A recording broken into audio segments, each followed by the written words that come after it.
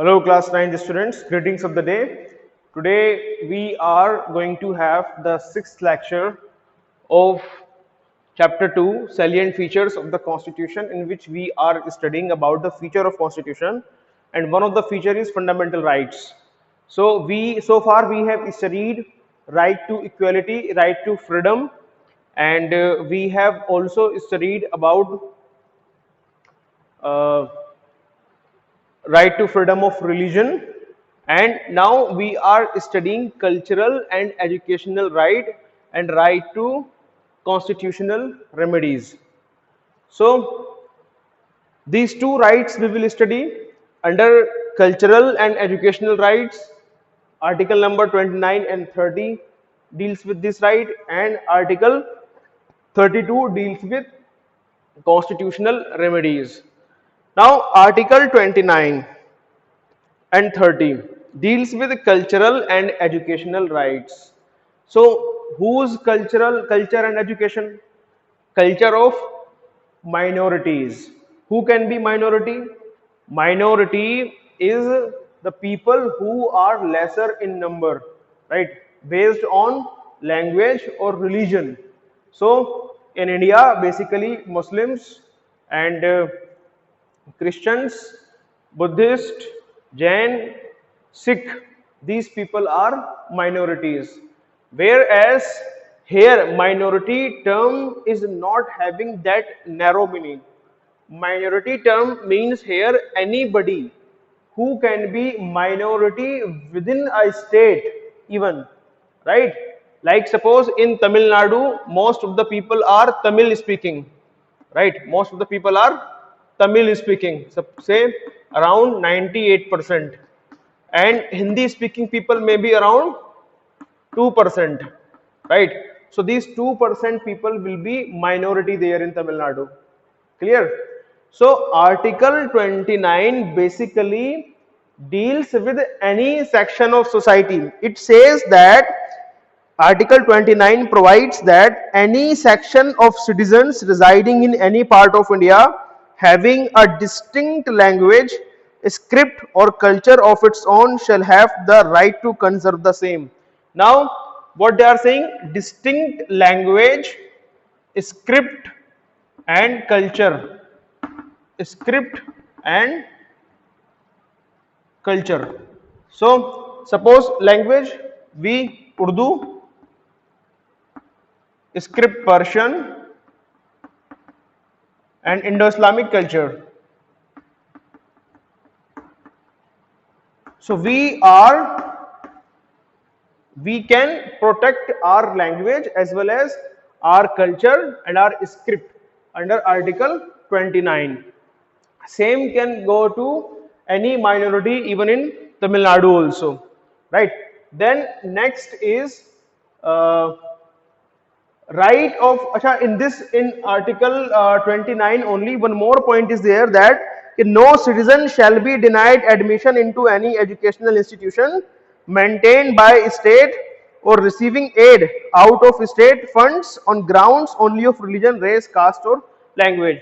So if an institution is there which is being maintained by minorities, in that institution, suppose in that institution, it is not that you will not allow a person who is Hindu or a person who is having some other religion, right, just because of his its religion, right, or caste or race or language. It is not that if it is Tamil speaking, it is not that if one person belongs to some lower caste, okay, and you do not allow them to that institution, right, you will have to allow that. So it is securing the rights of citizen also. Clear? Here the rights of a group which is minority is getting secured, and here the right of individuals or citizens were getting secured. Now we are having next article 30. Article 30 says that right of minorities to establish and administer educational institutions. So under this, minority communities can establish their uh, institutions which will get minority quota, right? and those institutions will be administered by those minorities. Okay, so there may be three types of institutions that seek recognition as well as grant from state. Recognition as well as grant from state means, okay, it will be recognized by the government as well as it will receive aid also. Aid means financial help also, right? Then second type of institutions are there which are recognized by the government but not receiving aid or receiving grants, and third is neither recognized nor receiving grant. Okay, so the institutions of first and second type are subject to the regulatory power of the state with regard to syllabus, prescription, academic standards, discipline, sanitation, employment of teaching staff, and so on, right? But the institution of third type, which is not even recognized and not even receiving any aid, okay, that is not bound to have the regulatory or regulatory interference of the state.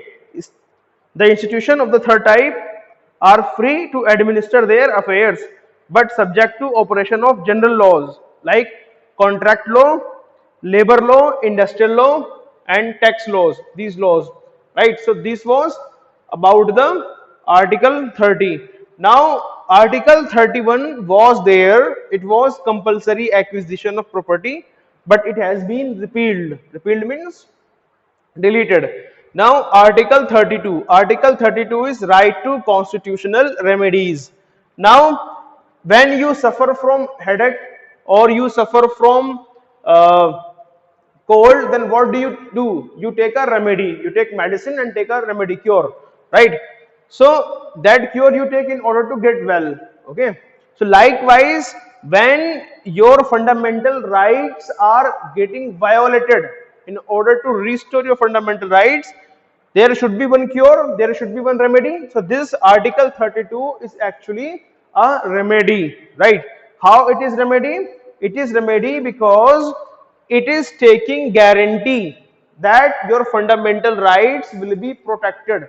Here we till here Article 30 we have talked that our fundamental rights will not be violated. But how can we safeguard our fundamental rights, and who will be the guarantor? Who will make sure that our fundamental rights are not being violated? Who will do that? There should be some institution, there should be some guarantor, right? So this Article 32 is making one institution guarantor of our fundamental right, and that institution is Supreme Court of India, right? Supreme Court of India. So Supreme Court is the guardian of fundamental rights. Okay, in case of violation of fundamental rights, it will issue 5 types of writs like quo warranto, like habeas corpus,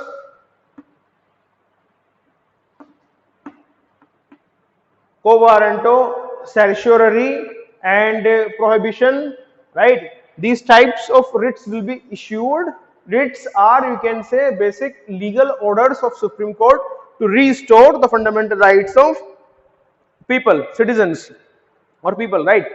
So in case our fundamental rights are being violated, using Article 32, we can directly knock the door of Supreme Court to restore our fundamental rights.